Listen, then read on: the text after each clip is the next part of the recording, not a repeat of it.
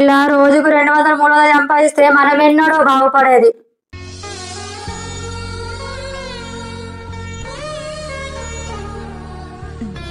పొద్దు పోకముందు వచ్చినావు, ఇంకాసేపు షాపులు ఉంటే అయిపోవు కదా. షాపులు బాగాయినాయి, గిరాకులు అక్కడ ఉండి ఏం చేయాలి? పెళ్లికి ముందు రోజుకు 2000-3000 సంపాదిస్తాడని పుట్టే అబద్ధాలాడి మీ అమ్మ నాన్న గొంతు కోసిరు. తురలేక నువ్వుంటే నీ కన్నులు ఎర్రగా మారేరా, నీలి మబ్బుతో చెబుతున్నా నీ జోలపాడమని నా కొడుకా. మనిషికి మనిషే దూరమురా, ఇది మా